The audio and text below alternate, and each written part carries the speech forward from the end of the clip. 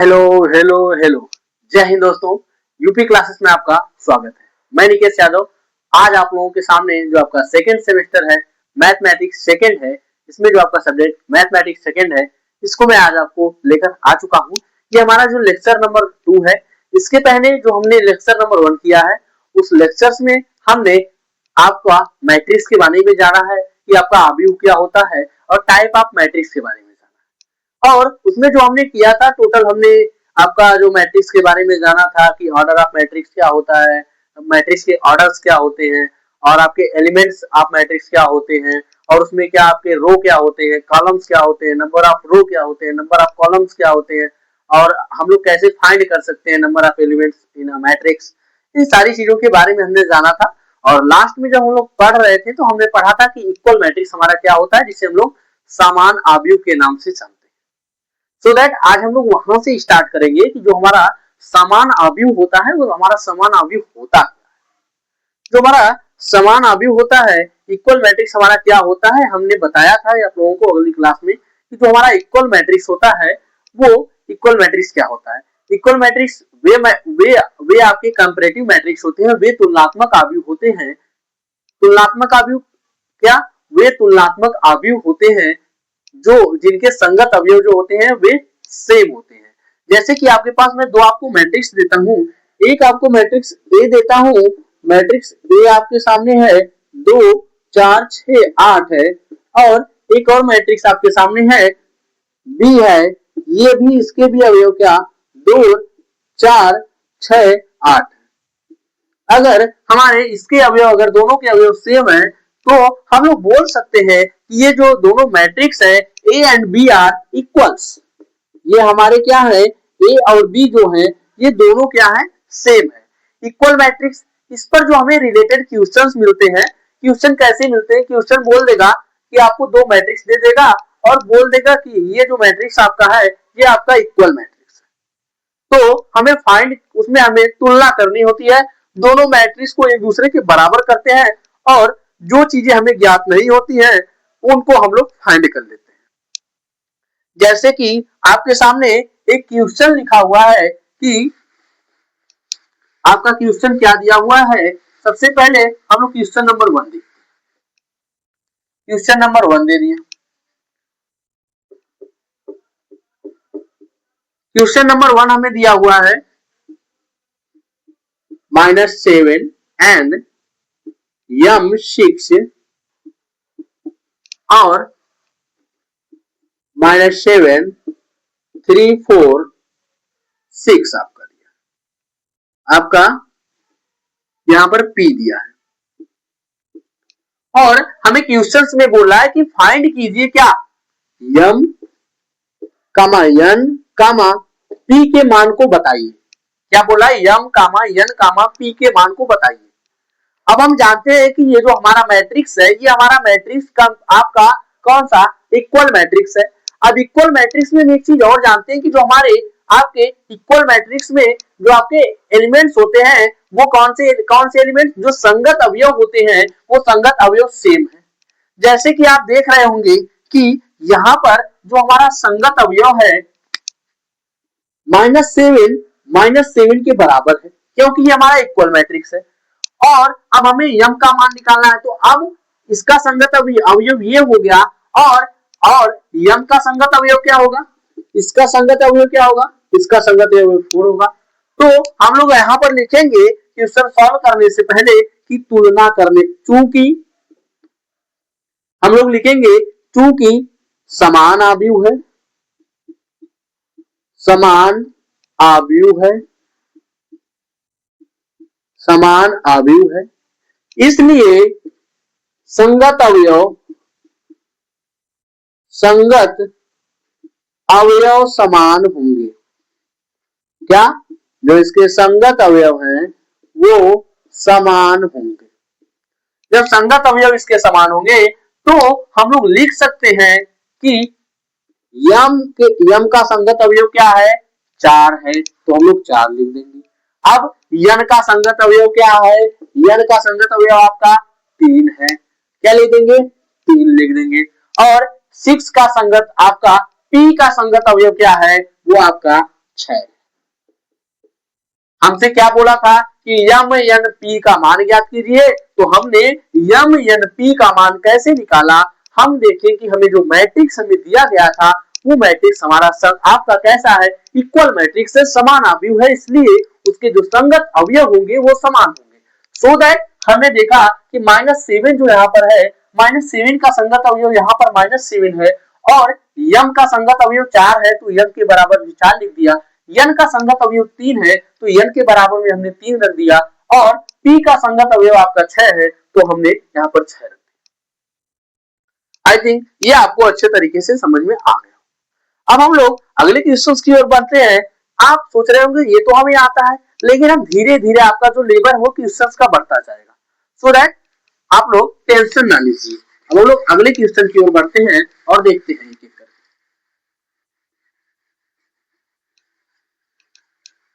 हमारा question number 2 जो है वो क्या कह रहा है।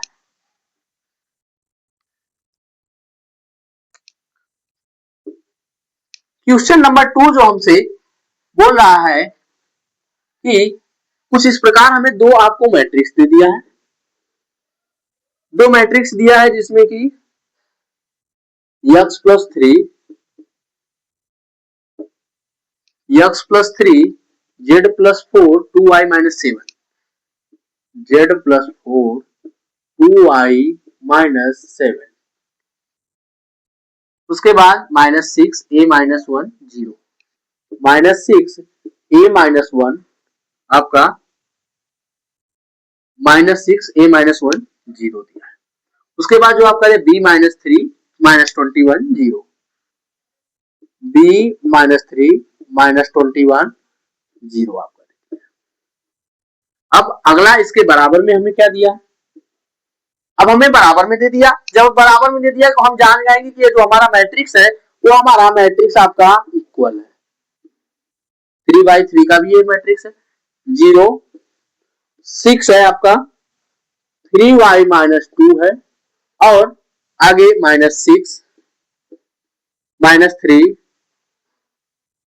2c+2 b आपका 2b -21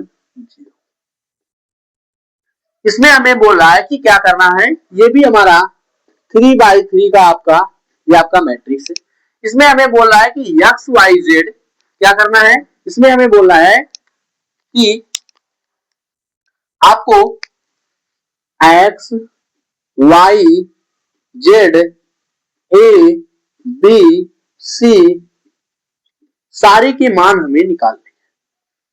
अब हमें x, y, z, a, b, c के मान हमें कैसे निकालना है, जैसे कि हमने देख लिया जो हमारे आपके सामने क्वेश्चन दिया हुआ है, ये क्वेश्चन हमसे साफ साफ बोल रहा है एक दूसरे के बीच में इक्वल का निशान लगा हुआ है, तो हम बोल सकते हैं कि ये जो हमारा आव्यूह है ये हमारा समान आव्यूह है।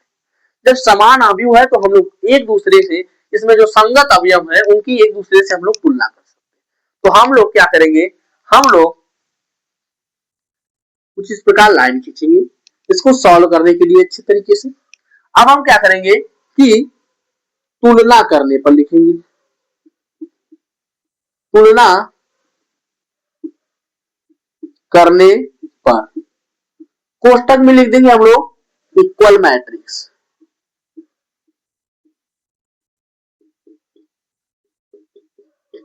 चूंकि इक्वल मैट्रिक्स है इसलिए हम लोग तुलना कर रहे हैं। तुलना करने पर हम लोग क्या लिखेंगे, उसके बाद जो संगत अवयव होंगे x+3 का संगत अवयव 0 है, तो x+3 इज इक्वल टू 0 हो जाएगा और x इज इक्वल टू -3 हो जाएगा। अब आगे क्या करेंगे, आगे देखेंगे कि आपका z+4, तो z+4 आपका देख लेंगे, z+4 इज इक्वल टू 6 है तो 6 रख लेंगे। 6 ही क्यों हमने किया, क्यों 2 3 नहीं कर दिया, क्योंकि z+4 का जो संगत अवयव है वो 4 है, 6 है आपका, तो 6 किया, तो z is equal to 6 - 4 is equal to 2। इसी प्रकार अब हम 2y-7 पे जाएंगे, 2y-7 इज इक्वल टू इसका संगत अवयव 3y-2 है, 3y माइनस 2। अब हम क्या कर लेते हैं कि 2y 3y को इधर बुला लेते हैं, 3y हो जाएगा, प्लस है इधर तो माइनस में आ जाएगा, और माइनस ये जो आपका -2 इधर है, और ये जो इधर से इधर जाएगा तो +7 हो जाएगा। तो minus y is equal to आपका 5 आ जाएगा, y इज इक्वल टू -5।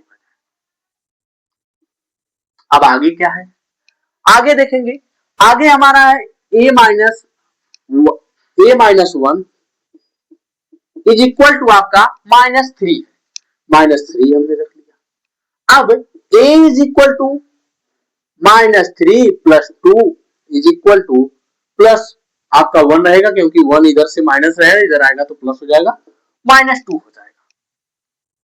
अब आगे देखेंगे कि b माइनस 3 और आपका 2b आपका है b माइनस 3 आपका 2b। अब हम लोग क्या करते हैं कि b को उधर, मान लीजिए b को हम लोग इधर ले जाते हैं, 2b माइनस b हो जाएगा इज इक्वल टू -3, तो b इज इक्वल टू आपका आ जाएगा -3। अब हम लोग क्या करते हैं, अब हम लोग c वाले पोर्शन को देखते हैं, 2c प्लस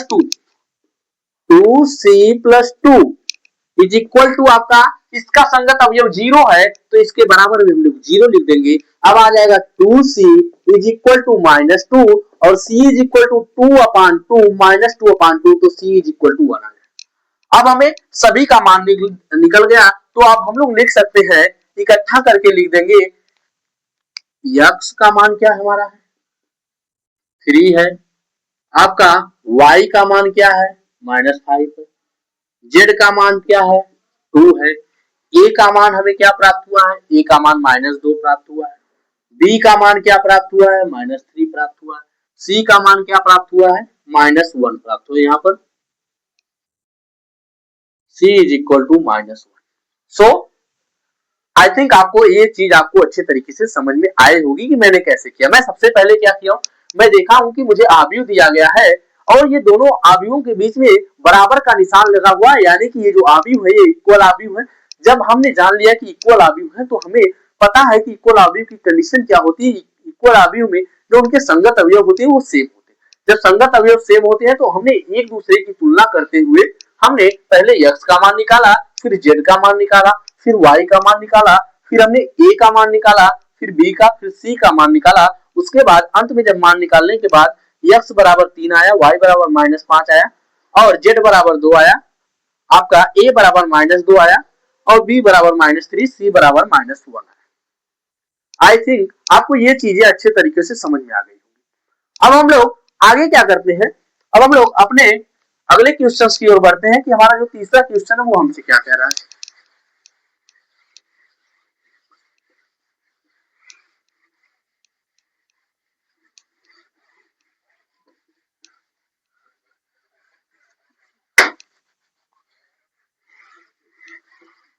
तीसरा क्वेश्चन हमसे क्या कह रहा है, जो हमारा तीसरा क्वेश्चन है ये भी हमारा इक्वल मैट्रिक्स पर ही आधारित है और हम लोग देखते हैं क्या बोल रहा है। क्वेश्चन नंबर 3 जो है वो हमारा बोल रहा है 2a plus b a minus b 5c minus d 4c plus 3d, 5c minus d 4c plus 3d is equal to 4 11 minus 3 24। यही आपका बोल रहा है। तो हमें बोल रहा है कि हमें किसका मान याद करना है, इसमें बोल रहा है कि a b c and d का मान आप क्या करिए फाइंड कीजिए। हमें इसमें a b c d का मान याद करना है। जैसा कि हमने देख लिया कि ये जो हमारा मैट्रिक्स है ये हमारा मैट्रिक्स इक्वल मैट्रिक्स है। जब हमने देखा कि हमारा जो मैट्रिक्स है ये हमारा इक्वल मैट्रिक्स है, तो इक्वल मैट्रिक्स में मैं बताया है कि मुझे क्या करना है कि सबसे पहले हम लोग इक्वल मैट्रिक्स में जो आपके संगत अवयव होंगे उनकी तुलना करेंगे, क्योंकि जो हमारे संगत अवयव होते हैं वो बराबर होते हैं। तो संगत अवयव की तुलना करते हैं सबसे पहले, फिर आगे देखते हैं कि क्या होता है। अब हम लोग लिखेंगे तुलना करने पर, क्या कर लिखेंगे, तुलना करने पर, तुलना करने पर। क्यों? क्योंकि ये जो आपका मैट्रिक्स है ये आपका इक्वल मैट्रिक्स है। रीजन थोड़ा सा यहां पर लिख देंगे। अब आगे क्या करेंगे, आगे हम लोग तुलना करेंगे। जब हम लोग तुलना करेंगे तो ये आपका इसका संगत अवयव 4 है, इसका संगत अवयव -3 है, इसका संगत अवयव 11 है, इसका संगत अवयव 24 है। अब हम लोग देखेंगे 2a plus b is equal to 4 आ जाएगा, क्योंकि इसका संगत अवयव ये है। इक्वेशन नंबर 1 बन गया। a minus b is equal to आपका -3 आ जाएगा। क्या आ जाएगा? -3। इक्वेशन नंबर 2, क्योंकि इसका संगत अवयव -3। अब 5c minus d is equal to आपका 11 आ जाएगा। 11 क्यों आएगा? क्योंकि 11 जो इसका संगत अवयव 11 है। अब हम लोग फोर्थ में आपका 4c plus 3d is equal to आपका 24 आ जाएगा। ये आपके 4 समीकरण। अब हमें क्या, इसमें हमें 4 समीकरण मिले, जिसमें कि आपकी दो चर संख्याएं a और b है। क्या? जिसमें कि आपकी दो चर संख्याएं a और b है, और इन दोनों समीकरणों में a और b चर संख्या है, और इन दोनों समीकरणों में c और d चर संख्या है। अब हम क्या करेंगे, इन समीकरणों को हम लोग सॉल्व करेंगे, जैसे कि आपने क्लास 6, 7, 8, 9, 10 तक आपने सीखते हुए आए हैं। 11, 12 में तो आपने सॉल्व किया होगा, जितने लोग किए होंगे 11, 12 वो लोग उन्होंने सॉल्व किया होगा। जिन्होंने 10th से ही आप पॉलिटेक्निक डिप्लोमा करने आ गए होंगे तो उन्होंने सॉल्व नहीं किया होगा। सो दैट हम देखते हैं, अब हम इसको सॉल्व कैसे करेंगे। हम देख रहे हैं कि आपको समीकरण जो आपका 1 है और समीकरण 2 है। समीकरण 1 में जो b है वो प्लस का 1 है, और जो आपका समीकरण 2 में b है वो माइनस का है। तो हम लोग अगर ऐसा करें कि इन दोनों को अगर जोड़ दें तो हम लोग देख रहे हैं कि b भी आपका कट जाएगा और a का मान निकल जाएगा। क्या? b जो है यहाँ पर कट जाएगा और a का मान यहाँ से हमें निकल जाएगा। सो दैट हम क्या करते हैं, हम समीकरण 1 और समीकरण 2 को जोड़ते हैं। समीकरण 1 व समीकरण 2 को जोड़ने पर क्या हो जाएगा, 2a plus b is equal to आपका 4 आ गया, a minus b is equal to आपका -3। b से b कट जाएगा, 3a इज इक्वल टू आपका ये यहां से चला जाएगा 1, a इज इक्वल टू 1/3। अब हमें a का मान निकल गया, तो अब हम लोग b का मान निकाल लेते। b का मान क्या करेंगे, या तो कि आपका इक्वेशन नंबर 2 में रख लीजिए a का मान, या तो इक्वेशन नंबर 1 में रख लीजिए, तो आपका b का मान निकल जाएगा। तो हम क्या करते हैं, इजी बनाने के लिए a का मान समीकरण 2 में रखने पर 2 में समीकरण a का मान रखेंगे। a का मान क्या है, 1/3 माइनस आपका b is equal to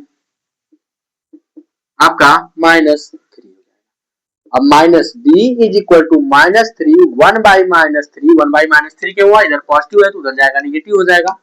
minus b is equal to, अब 3 3 9 तो -9 -1/3 minus b is equal to -10/3, और अब b इज इक्वल टू आपका आ जाएगा 10/3।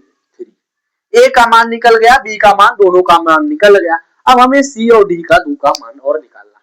अब हमने देखा कि इन दोनों समीकरणों को हमने सॉल्व किया तो हमें a और b का मान निकल गया। अब हमारे पास एक और समीकरण है आपका, जो समीकरण क्या, c और d आपका 2 समीकरण और हैं। इन दोनों समीकरणों की सहायता से हमें c और d के मान को निकालना है। तो अब हम क्या करेंगे, जो आपका आपका सी आपका समीकरण 3 है। समीकरण 3 में हम लोग देख रहे हैं कि जो आपका डी का मान है वो -1 है, और समीकरण 4 में जो आपका डी का मान है वो आपका 3D है।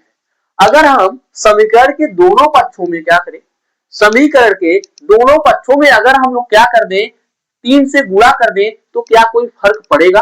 नहीं पड़ेगा, क्योंकि आपने पहले पढ़ा होगा कि किसी भी समीकरण के दोनों पक्षों में किसी संख्या को जोड़ने पर, किसी संख्या को घटाने पर, किसी संख्या को गुणा करने पर, किसी संख्या से भाग देने पर कोई भी प्रभाव नहीं पड़ता।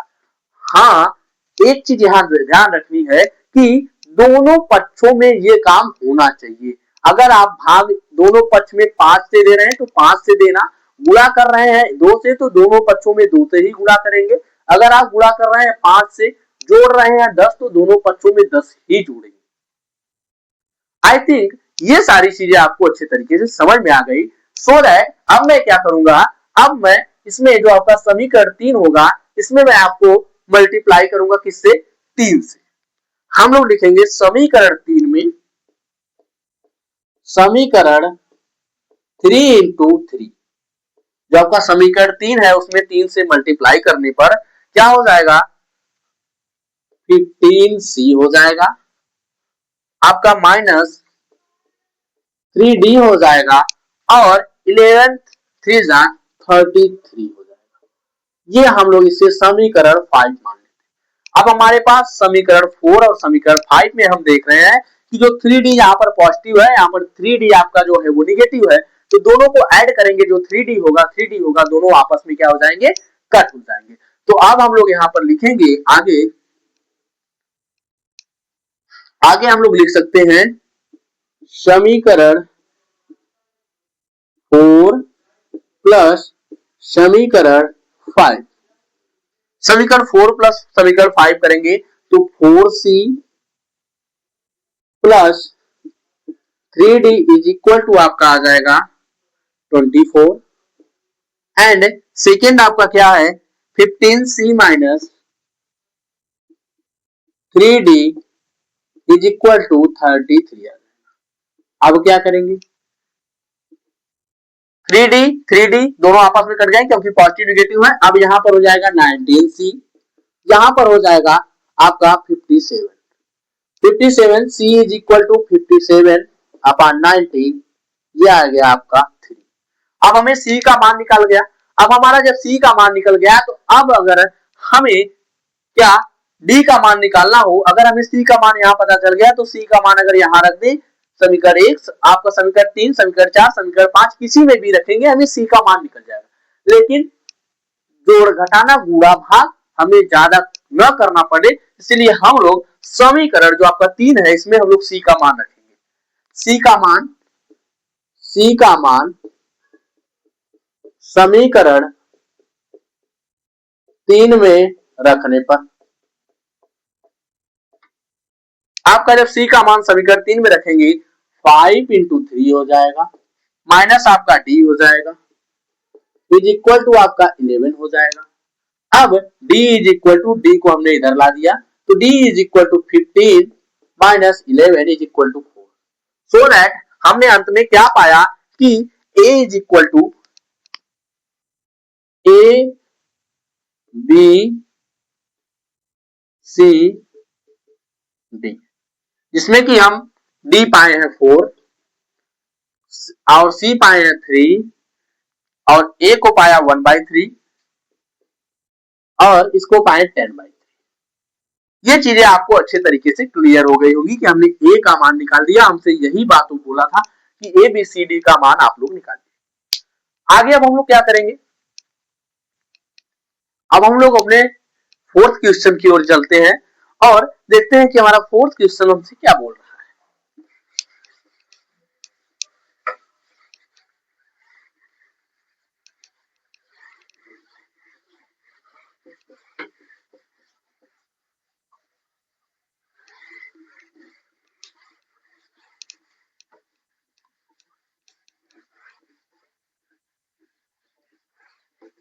फोर्थ क्वेश्चन जो है वो हमसे क्या बोल रहा है? अब आपका हमें एक एक करके वन बाय वन हम लोग क्वेश्चन की ओर बढ़ेंगे। अब हमें एक क्वेश्चन और दिया गया है आपका क्वेश्चन नंबर 4। ये भी आपका इक्वल मैट्रिक्स का ही है। x plus 10 0 y square plus 2y 2y is equal to आपका -4 यहां पर है। अब इज इक्वल टू आपका आ जाएगा 3x प्लस 4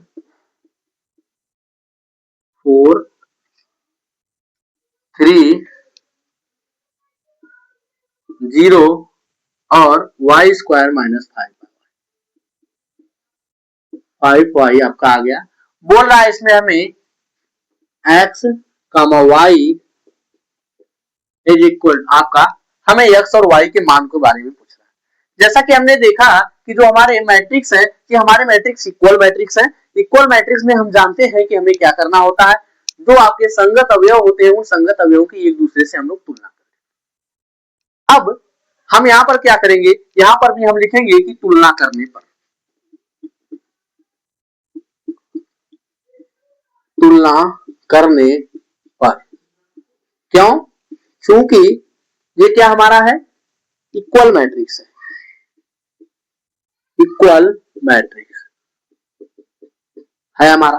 अब हम लोग आगे देखेंगे, आगे क्या करेंगे, तुलना करेंगे। तुलना किससे करेंगे, संगत अवयव से करेंगे। तो x प्लस 10 का जो संगत अवयव है 3x प्लस 4 है, तो x प्लस 10 का संगत अवयव 3x प्लस 4 है। अब क्या करेंगे, 3x प्लस 4 को हमने इधर ला लिया, x प्लस 10 को इधर ले गए तो 3x, अब x को इधर लाएंगे तो x हो जाएगा, 10 माइनस 4 हो जाएगा और 2x इज इक्वल टू 6 हो जाएगा, x इज इक्वल टू 3 हो जाएगा। ये आपका x का मान हमें यहां निकल गया।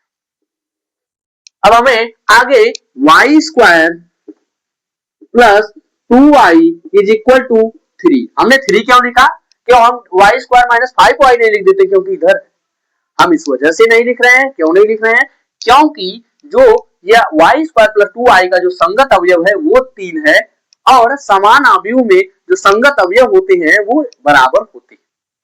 अब संगत अवयव बराबर होते हैं तो हमने ये लिखा। अब हम देखेंगे कि ये तो हमारा एक द्विघात समीकरण बन रहा है। क्या बन रहा है, द्विघात समीकरण बन रहा है।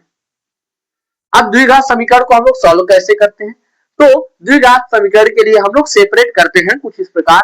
यहां पर क्या करेंगे हम लोग, अब y स्क्वायर ये हो जाएगा और इसको हम लोग ये जो बीच वाला होता है इसका खंड निकाल करके इसको कुछ इस प्रकार व्यवस्थित करते हैं कि इन दोनों का मल्टीप्लाई करने पर, क्या, इन दोनों का मल्टीप्लाई करने पर आपका इन दोनों के मल्टीप्लाई के बराबर आना चाहिए बीच वाला, और जो जब हम जोड़े या घटाएं तो 2y के बराबर आना चाहिए। तो ऐसा हम क्या कर सकते हैं, जैसे कि हम लोग 3 को खंडित करते हैं, 3 से 1 हो जाएगा, ये होगा, तो 3 इंटू 1 हो सकता है। तो हम लोग क्या करते हैं कि हम लोग इसको 3y माइनस y कर देते हैं और -3 तो है ही बराबर 0। अब हम लोग चेक करें क्या इन दोनों के मल्टीप्लाई के बराबर आ रहा है, इन दोनों को मल्टीप्लाई करने पर, तो करते हैं।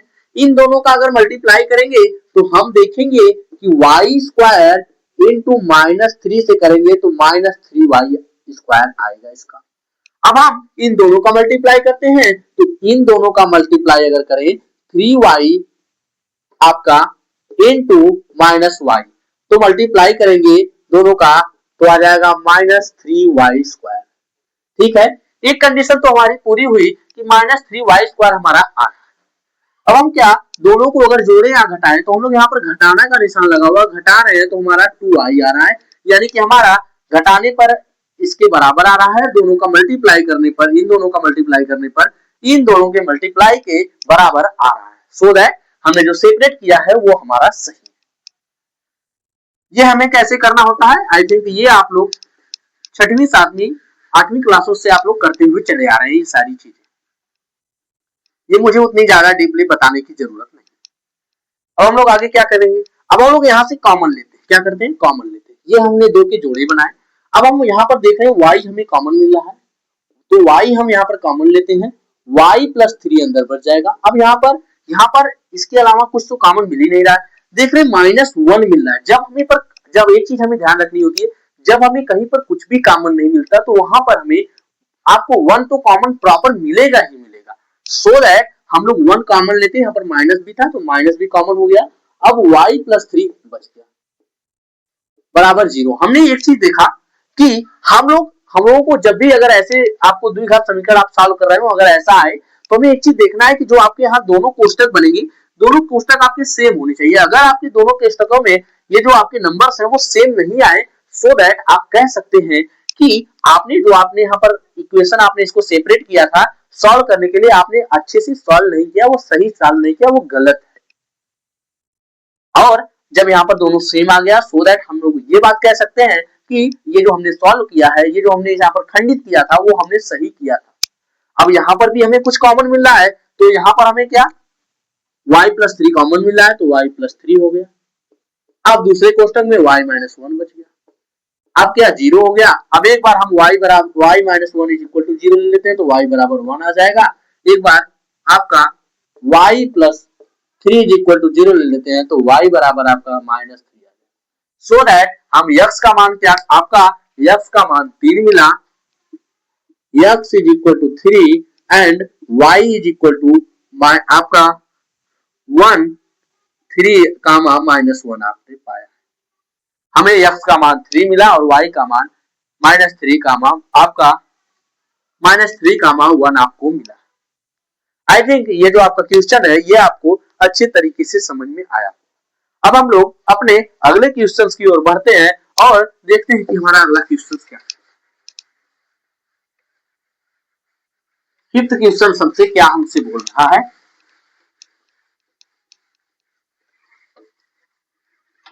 ये क्वेश्चन हम लोग देखते हैं। जो हमारा फिफ्थ क्वेश्चन है, ये क्वेश्चन हमारे एक नंबर में आ जाते हैं, एक नंबर में ट्रिक लगाने के लिए आ जाते हैं।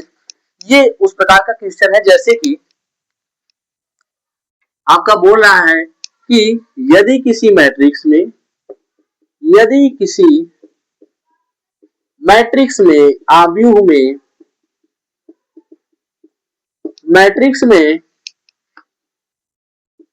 13 अवयव हैं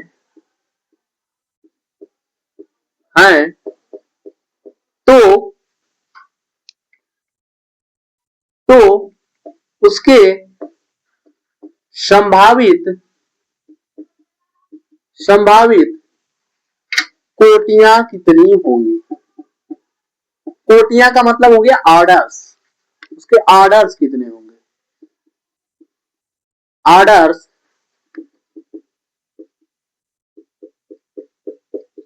कितनी होंगी।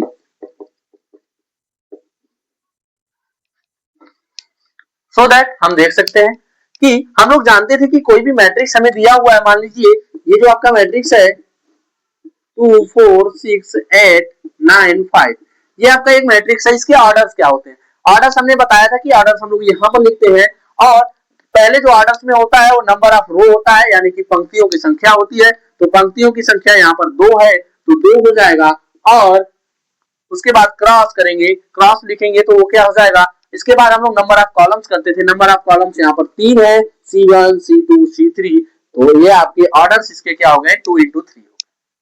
सो दैट ये हमसे पूछ रहा है कि हमारे पास एक आव्यूह है, एक मैट्रिक्स है, उस मैट्रिक्स में आपके 13 अवयव है, उसके आपके 13 एलिमेंट्स हैं, उन 13 एलिमेंट्स की सहायता से हम लोग कितने मैट्रिक्स बना सकते हैं। क्या बोल रहा है कि हमारे पास एक मैट्रिक्स है आपका जिसमें 13 अवयव हैं, उन 13 अवयवों की सहायता से हम लोग कितने मैट्रिक्स बना सकते हैं।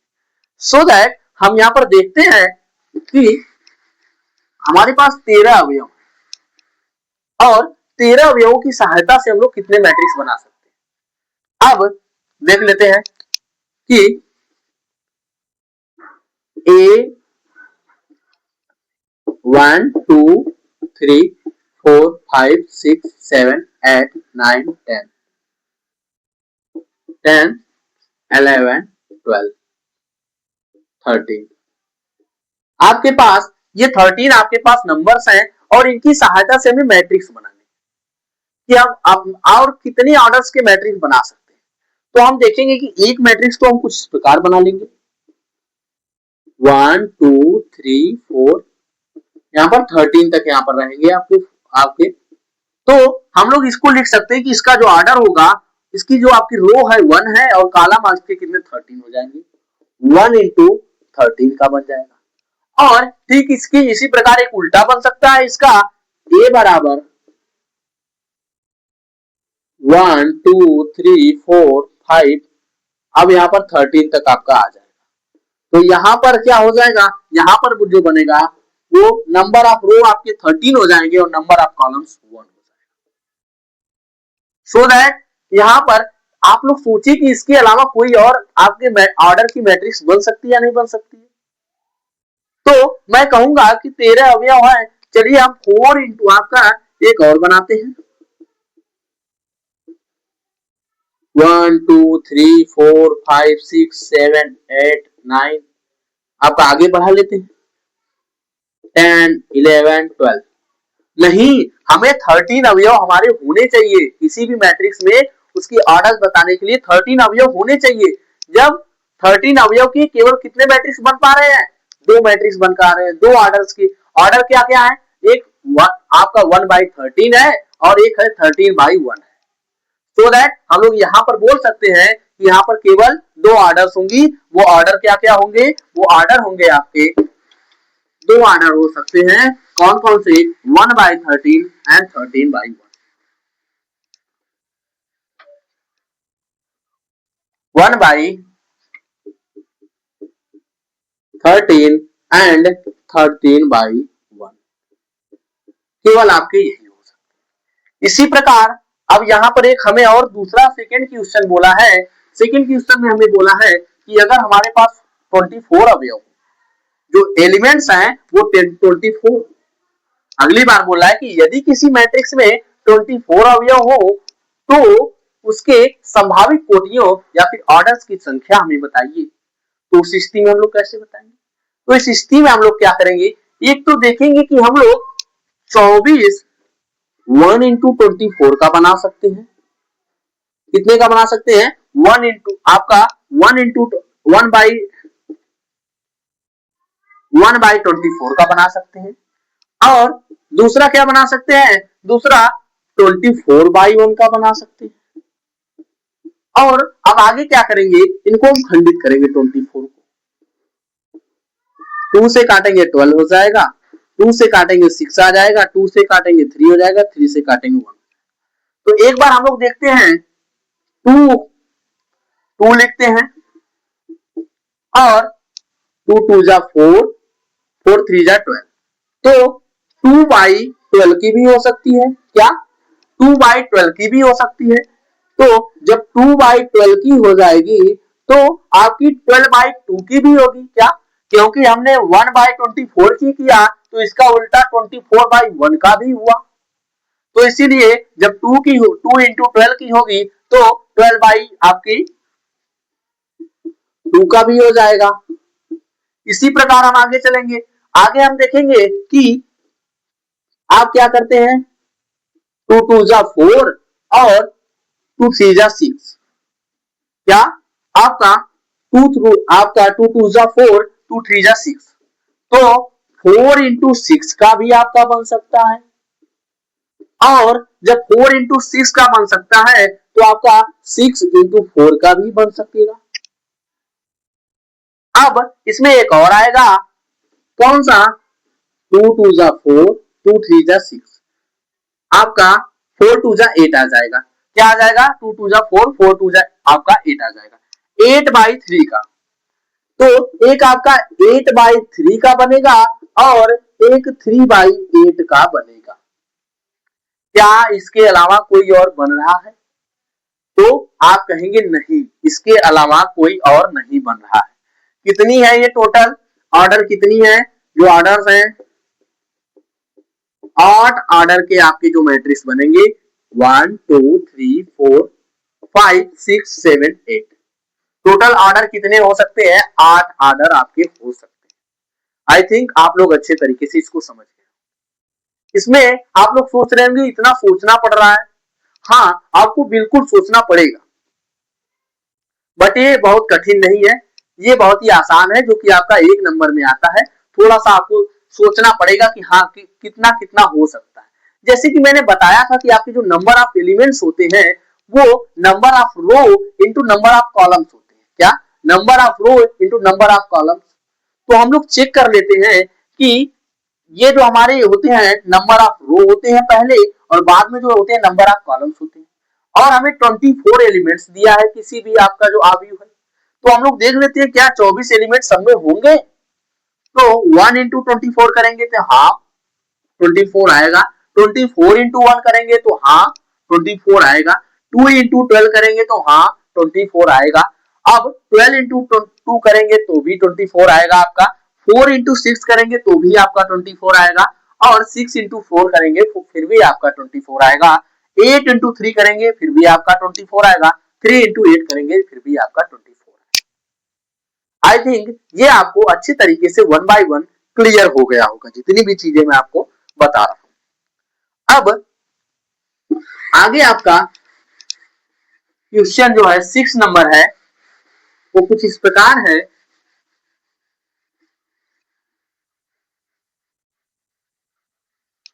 6 नंबर जो आपका क्वेश्चन है वो आपका बोल रहा है कि यदि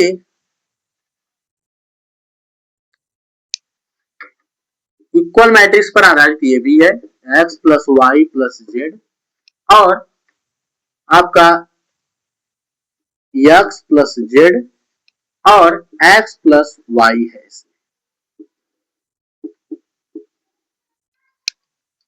957 957 आपका ये आपका हमारा और क्वेश्चन है। ये हमसे क्वेश्चन पूछा है x plus y plus z, और एक्स प्लस जेड और वाई आपका एक्स प्लस वाई जो है आपका एक्स प्लस वाई नहीं, वाई प्लस जेड आपका है। वाई प्लस जेड आपका ये हमारा क्वेश्चन है। और बोल रहा है कि इसमें हमें क्या फाइंड करना है?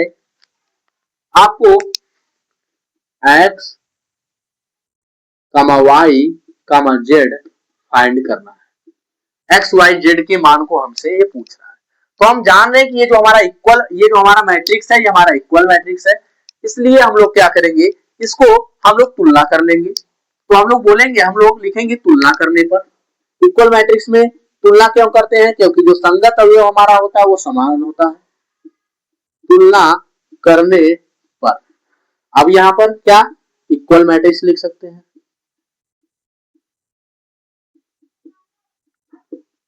इक्वल मैट्रिक्स का हमने अब क्या करेंगे, तुलना करेंगे। जब तुलना करेंगे तो हम पाएंगे कि x y plus z is equal to आपका 9 आ गया। अब 9 ही हमने क्यों लिया? क्यों हम नहीं 5 ले लेते इधर से? हमने इसलिए नहीं लिया क्योंकि जो x plus y plus z का जो संगत अवयव है वो 9 है। तो हमने 9 लिया और इसे हमने इक्वेशन नंबर 1 मान लिया। अब हम x plus z is equal to 5 करेंगे। X plus z is equal to 5 आपका इक्वेशन नंबर आपका हो जाएगा 2 हो जाएगा। अब y प्लस जेड करेंगे इज इक्वल टू आपका 7 हो जाएगा। अब हमने 7 ही क्यों लिया? क्यों नहीं हम 5 या 9 ले लेते? इस वजह से हमने नहीं लिया क्योंकि जो y प्लस जेड का जो संगत अवयव है वो 7 है। आई थिंक ये बात आपको अच्छी तरीके से समझ में आ रही है। अब हम लोग आगे क्या करेंगे? अब हम लोग आगे देखेंगे, इसको हम 1 बाय 1 करके सॉल्व करेंगे। हम एक चीज यहां पर देख रहे हैं कि जो हमारा आपका y प्लस जेड है वो y प्लस जेड का मान समीकरण 1 में आप y प्लस जेड का मान यहाँ पर हमें प्राप्त है 7 है, और x प्लस वाई जेड अगर है तो 9 है। अगर हम y प्लस जेड का मान इसमें रख देते हैं तो हम पाएंगे कि हमारा x का मान क्या हो जाए। सो दैट हम स्टार्ट करते हैं कि y का मान y प्लस जेड का मान नहीं, हम लोग लिख लेते हैं इक्वेशन समीकरण 3 का मान समीकरण समीकरण एक में रखने पर, जब हम रखेंगे तो पाएंगे कि आपका यक्स है और y प्लस जेड का मान 7 है, तो y प्लस जेड के जगह हम लोग क्या रख लेंगे, आपका 7 रख लेंगे बराबर 9। तो x is equal to 9 minus 7 is equal to 2 आ गया। अब हम एक चीज और देख रहे हैं कि जो हमारा यक्स प्लस जेड है, आपका एक्स प्लस जेड है, अगर पहले समीकरण में उसका मान हमें 5 ज्ञात है, तो हम लोग y का मान यहाँ पर निकाल सकते हैं। क्या कर सकते हैं, हमें यहाँ पर हम लोग जो आपका x प्लस जेड है इसका मान हमें ज्ञात है, सो दैट हम लोग अगर इसको हम लोग यहाँ पर समीकरण 1 में इक्वेशन नंबर 1 में रखते हैं तो हम लोग y का मान निकाल लेंगे। तो हम लोग यहाँ पर लिखते हैं कि समीकरण 2 का मान, समीकरण 2 का मान समीकरण 1 में रखने पर, समीकरण 2 का मान क्या है, समीकरण 2 का मान जो है x plus z is equal to 5 है, तो x plus z plus y is equal to 9 हम लोग इसको लिख सकते हैं कि नहीं लिख सकते हैं। हमने क्या किया, जो है x और z को एक साथ ला लिए और y को उधर कर दिए, क्योंकि हमें x और z का मान पता है, x और z का मान 5 है plus y is equal to आपका 9 है, y is equal to 9 minus 5 is equal to आपका 4 आ गया। y का मान हमें 4 पता चला। अब हम एक चीज और देख रहे हैं कि हमें x और y का मान पता चल गया। क्या, हमें जो x और y का मान है वो हमें पता चल गया। अब हम क्या करेंगे, x और y के मान की सहायता से हम लोग इक्वेशन नंबर 1 में x और y का मान रख देंगे तो हमें z का मान प्राप्त हो जाएगा। सो दैट अब हम लोग स्टार्ट करते हैं इसका x और y का मान समीकरण 2 में रखने पर। x और y का मान समीकरण 2 में, समीकरण 1 में रखने पर, समीकरण 1 में हम लोग x और y का मान रखेंगे। अब पाएंगे कि जो x का मान हमने यहाँ पर क्या 2 पाया है, तो 2 प्लस y का मान हमने क्या पाया है 4 पाया है, प्लस z आपका z इज इक्वल टू 9 और इन दोनों को जोड़ेंगे तो z इक्वल टू 9 और इसको 2 प्लस 4 ये इधर जाएगा 6 हो जाएगा, z इज इक्वल टू आपका आ जाएगा 3। अब हमें क्या यहाँ x y z तीनों का मान निकल गया, क्या x इज इक्वल टू आपका आ गया 2, y इज इक्वल टू आपका आ गया 4 and z is equal to आपका आ गया 3। क्या आया है 3 आया है। सो दैट हमें इस क्वेश्चन में यही बोला था कि x y z तीनों का मान हमें ज्ञात करके आप बताइए। सो दैट हमने क्या किया, हमने x और y z का मान कैसे निकाला, हमने क्या किया, हमने हमने देखा कि ये जो मैट्रिक्स आपकी इक्वल मैट्रिक्स है, सो दैट हमने इसका कंपैरिजन किया। कंपैरिजन क्यों किया, क्योंकि इक्वल मैट्रिक्स में हम जानते हैं कि जो भी आपके क्या जो इक्वल मैट्रिक्स में जो भी आपके संगत अवयव होते हैं, संगत अवयव के जो आपके अवयव होते हैं वो एक दूसरे के इक्वल होते हैं। जब एक दूसरे के इक्वल होते हैं तो हमने तुलना किया तो x प्लस हमने 3 समीकरण पाया, x plus y plus z is equal to 9 and x plus z is equal to 5 and y plus z is equal to 7। So that हमने क्या किया, हमने एक चीज देखा कि x प्लस किसका x plus y plus z का मान हमें ज्ञात है, सो दैट हमने x प्लस जेड का मान समीकरण 3 में रखा, सो दैट हमने x का मान पाया। अब हम क्या किए, अब हमने समीकरण 2 में आपको समीकरण 1 के मान को रखा, हम समीकरण 2 का मान समीकरण 1 में हमने रखा, हमने पाया y का मान 4 आया। उसके बाद हमें x और y क्या x का मान और y का मान हमें दोनों का ज्ञात हो गया। हमने क्या किया, x y के मान को हम लोग किस में रख दिया, हमने आपके जो इक्वेशन नंबर 1 है इक्वेशन नंबर 1 में रख दिया और इस क्वेश्चन को हमने अच्छे तरीके से सॉल्व कर दिया। आई थिंक ये सारी चीजें आप लोगों को समझ में आई होंगी।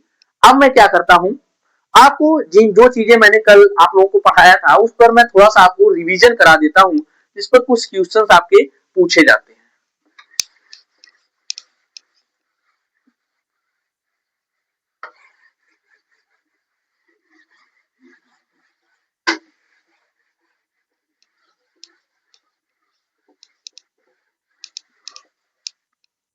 जैसे कि आपके सामने मैं एक मैट्रिक्स लिखता हूं और उस मैट्रिक्स में हमें जो चीजें ज्ञात करनी है उनको मैं आप लोगों को बताऊंगा।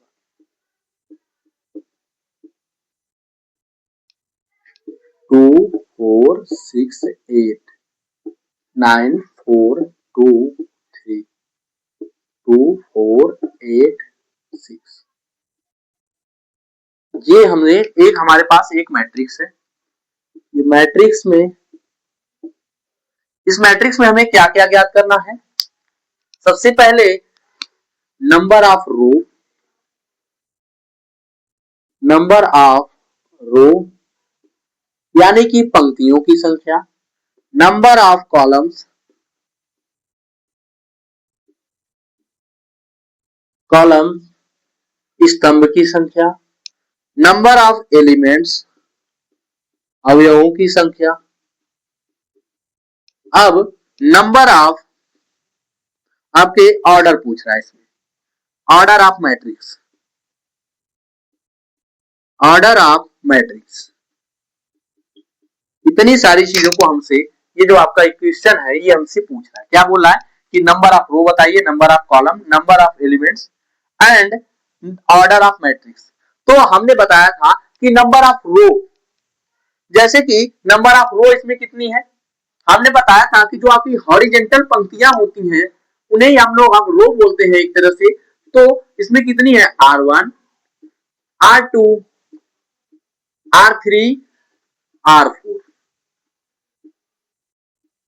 तो कितनी पंक्तियां आई आपकी, 4।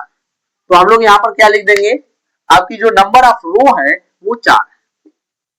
अब नंबर ऑफ कॉलम्स पर आए, हमने जो बोला था ऊर्ध्वाधर आपकी जो एक तरह से पंक्तियां होंगी उन्हें हम लोग क्या बोलेंगे, नंबर ऑफ कॉलम बोलेंगे। तो C1 C2 एंड C3। तो हम लोग यहाँ पर क्या लिख दिए, 3।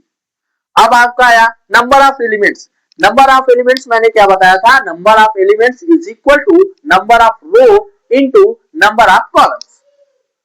यानी कि अगर हिंदी में बोला जाए कि आपके अवयव के अवयवों की संख्या किसके बराबर होगी, पंक्तियों की संख्या के, पंक्तियों की संख्या का गुणनफल स्तंभों की संख्या के गुणनफल के बराबर। तो हम लोग इसको क्या, इसका फार्मूला था m इंटू n था।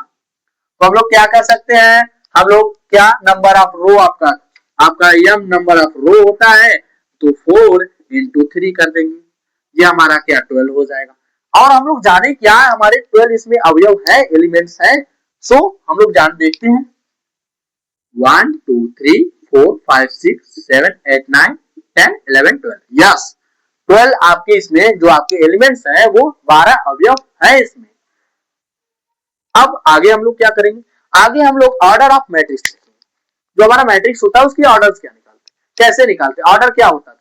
तो ऑर्डर कुछ इस प्रकार होता था, जैसे कि यहाँ पर हम लोग लिखते थे, जैसे कि यहाँ पर लिखा गया 4/3 ऑर्डर। इसका कैसे है कि हम लोग नंबर ऑफ रो पहले लिखते हैं और उसके बाद क्रॉस का निशान लगाते हैं। इसे कभी भी आप लोग मल्टीप्लाई ना समझिएगा, इसे हम लोग क्रॉस बोलते हैं। 3 आपको बाई एक तरह से बोल दिया जाता है, 4/3। 3 कहां से है, क्योंकि 3 ये नंबर ऑफ आपका कॉलम्स है और सबसे पहले नंबर ऑफ रोज होते हैं, तो नंबर ऑफ रो यहाँ पर 4 है और क्रॉस में नंबर ऑफ कॉलम जो आपके 3 है। सो दैट 4/3 का ये ऑर्डर का ये आपका जो मैट्रिक्स है। आई थिंक इतनी चीजें आप लोगों को 1 बाय 1 करके अच्छे तरीके से समझ में आ गई। अब मैं इसमें कुछ चीजें पूछूंगा, जैसे कि रिलेट करिएगा थोड़ा सा जो चीजें मैंने कल बताई थी। अगर यहां पर हमसे अगर पूछ दिया जाए कि आप हमसे A11 बताइए,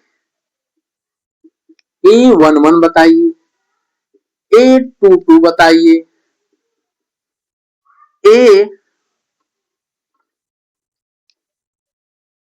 A33 बताइए, A43 बताइए। इन चीजों को अगर हमसे पूछ दे तो हम कैसे बताएंगे। तो मैंने कल बताया था कि AIG होता था, AIG, जिसमें कि जो आई होता था ये नंबर ऑफ रो बताता था। इसका हम लोग यूज कहां करते हैं, एलिमेंट्स आपका किस रो या किस कॉलम में उपस्थित है ये जानने के लिए, एलिमेंट्स की एग्जैक्ट लोकेशन क्या है, कैसे हम लोग एलिमेंट्स तक पहुंच सकते हैं।